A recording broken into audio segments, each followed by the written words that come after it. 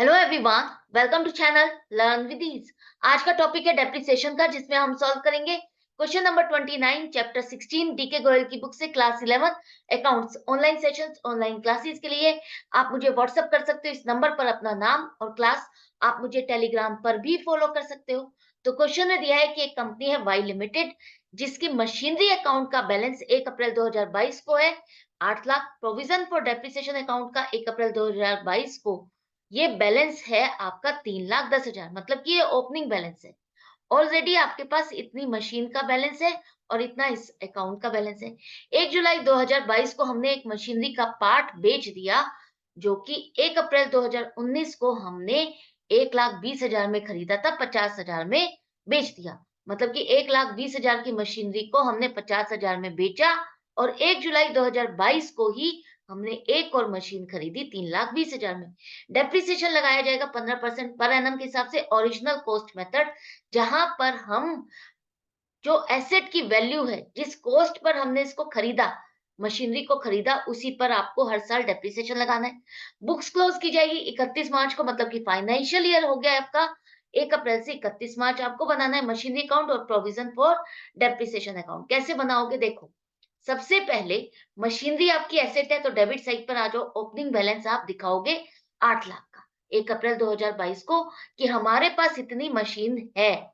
इसी तरह से प्रोविजन फॉर डेप्रिसिएशन का आपका ओपनिंग बैलेंस है, जिसे हम क्रेडिट साइड पर दिखाएंगे 3,10,000। ये जो प्रोविजन फॉर डेप्रिसिएशन अकाउंट है, ये है क्या?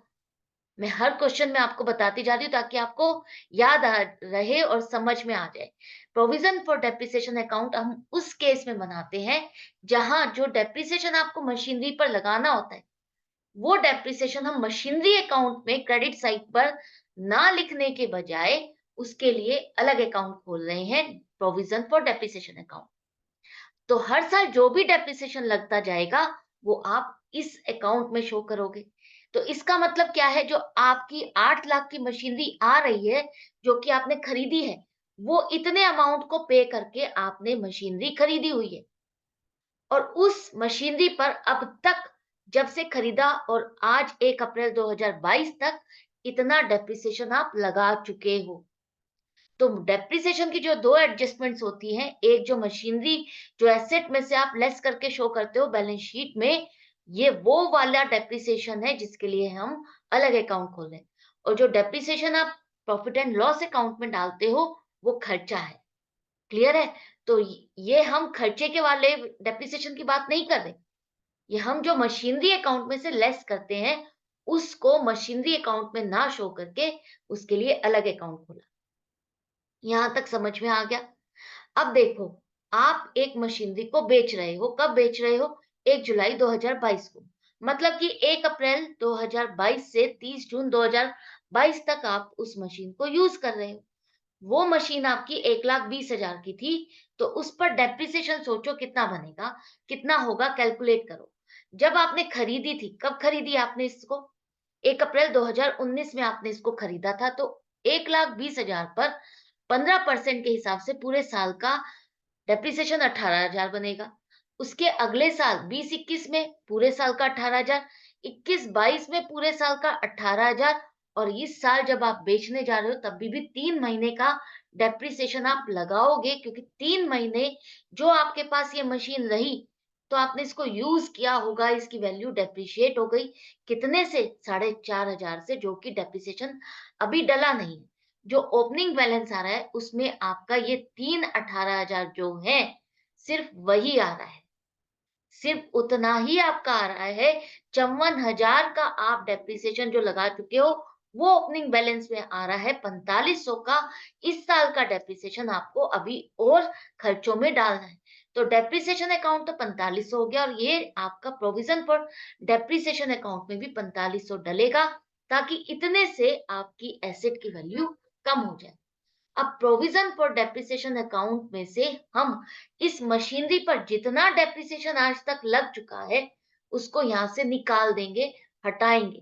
क्यों हटाएंगे? क्योंकि ये मशीन हम बेच रहे हैं, और ये डेप्रिसिएशन जितना भी इसका बनता है, इसे हम मशीनरी अकाउंट में ट्रांसफर करेंगे। ये मशीन अब हमारे पास नहीं है, तो क्लोजिंग बैलेंस में ये डेप्रिसिएशन भी आपका नहीं आना चाहिए। Closing balance provision for depreciation account का बताता है कि आपके पास जो मशीनरी है उस पर अब तक का डेप्रिसिएशन आप कितना लगा चुके हो, और ये मशीन अगर आपके पास नहीं रहेगी तो इसका डेप्रिसिएशन आपको यहाँ से निकालना है। तो 58,500 रुपए टोटल डेप्रिसिएशन इस मशीन का बनता है 30 जून 2022 तक का, जब से खरीदा और अब तक। तो ये पूरा का पूरा डेप्रिसिएशन अब हम मशीनरी अकाउंट में ले आएंगे। तो 8 लाख की मशीन में से हम 1,20,000 की मशीन को बेच रहे हैं। इसका हिसाब किताब निकालना होगा आपको कि 1,20,000 की मशीन पर डेप्रिसिएशन टोटल 58,500 रुपए लग चुका है। वैल्यू इसकी 1 जुलाई 2022 को 61,500 की थी, जिसे हमने 50,000 में बेचा तो हमें नुकसान हुआ 11,500। तो 8 लाख में से जो मशीन आपने बेच दी वो अब आपके पास नहीं है, तो वो वैल्यू अब आपको यहाँ से हटानी होगी, डिक्रीज करनी होगी, डिडक्ट करनी होगी। कैसे करोगे? जितना डेप्रिसिएशन आप लगा चुके हो वो दिखाओ, 58,500 रुपए इतना डेप्रिसिएशन लग चुका है, इतना पैसा हमें इसे बेच के मिला, और बाकी जो डिफरेंस है वो हमें नुकसान हो गया। कंपनी है इसलिए आप statement of profit and loss में इस खर्चे को ट्रांसफर करोगे, इस नुकसान को ट्रांसफर करोगे। तो एंट्री क्या हो जाएगी? Provision for depreciation account debit 58,500, bank account debit 50,000, statement of profit and loss 11,500 to machinery account 1,20,000। ये 1,20,000 की मशीनरी अब आपकी यहाँ से चली गई। अब आपने एक मशीन और भी खरीदी 1 जुलाई को 3,20,000 की। तो अब आपके पास कितनी मशीन रह गई? 1,20,000 की आपने बेच दी, तो इसके बाद अब आपके पास 10 लाख की मशीन रह गई। 1,20,000 की यहाँ से निकल गई, 8 लाख में से तो 6,80,000 की बची, और बाकी जो नई मशीन 3,20,000 की है। तो टोटल मशीन जो अब आपके पास है वो 10 लाख की है, जिस पर इस साल, जो पूरे साल आपने इसको यूज किया, तो उस पर जो डेप्रिसिएशन लगेगा वो तो अभी आपने लगाया नहीं, वो डेप्रिसिएशन भी हमको लगाना है। तो उसकी कैलकुलेशन को आपको करना होगा। 6,80,000 की मशीनरी बची है, 8 लाख में से 1,20,000 आपके निकल गए, तो बाकी बची 6,80,000 की मशीन, जिस पर इस साल पूरे साल का डेप्रिसिएशन 15% के हिसाब से 1,02,000 बनेगा। कॉस्ट पर आपको लगाना है, याद रखना। 3,20,000 की जो नई मशीन खरीदी है उस पर 1 जुलाई से 31 मार्च 2023 तक 9 महीने का डेप्रिसिएशन 36,000 बनेगा। तो टोटल डेप्रिसिएशन जो इस साल का, बाकी मशीन जो आपके पास है, जो पूरे साल जिनसे आपने काम लिया, जिनको यूज किया, उनका डेप्रिसिएशन अब आप डालोगे, तो डेप्रिसिएशन अकाउंट आपका डेबिट हुआ 1,38,000, जो कि हम खर्चे में डालेंगे, और ये डेप्रिसिएशन, प्रोविजन फॉर डेप्रिसिएशन 1,38,000, ये हमारा इस अकाउंट में आएगा, जो कि हम मशीनरी अकाउंट में माइनस करेंगे। तो अब टोटल डेप्रिसिएशन तो आपका ये हो गया, लेकिन क्लोजिंग बैलेंस आपका कितना आ रहा है? 3,94,000, जो कि ये बता रहा है कि अब जो आपके पास मशीन 10 लाख की बची हुई है, उस पर अब तक इतना डेप्रिसिएशन आप लगा चुके हो। 31 मार्च 2023 तक इतना डेप्रिसिएशन उस पर लग चुका है। बैलेंस शीट में आप शो करोगे मशीनरी अकाउंट 10 लाख से, और less provision for depreciation account 3,94,000, और बैलेंस आउटर कॉलम में आएगा। तो इस तरह से आपको प्रेजेंट करना है। आई होप आपको पर्पस समझ में आ गया इस अकाउंट का क्यों बनाना है। ये हम अलग से बना रहे हैं। ये कहाँ शो करते हैं अदरवाइज डेप्रिसिएशन को? हम मशीनरी अकाउंट में ही क्रेडिट साइड पर लिखते हैं, और मशीनरी अकाउंट की मशीनरी की वैल्यू को डिक्रीज करके नेट अमाउंट से शो करते हैं। लेकिन वो डेप्रिसिएशन मशीनरी अकाउंट में ना शो करके हम अलग अकाउंट मेंटेन कर रहे हैं। जितना डेप्रिसिएशन हर साल लगाते जा रहे हैं वो इस अकाउंट में डालते जा रहे हैं। क्लियर है? तो ये दोनों ही अकाउंट आपके बैलेंस शीट में शो किए जाते हैं, इसलिए इनके क्लोजिंग बैलेंस भी हर साल आपके निकाले जाएंगे। तो ये क्वेश्चन इतना ही था, यहाँ तक ही पूछा था। तो मिलते हैं नेक्स्ट वीडियो में नेक्स्ट क्वेश्चन के साथ।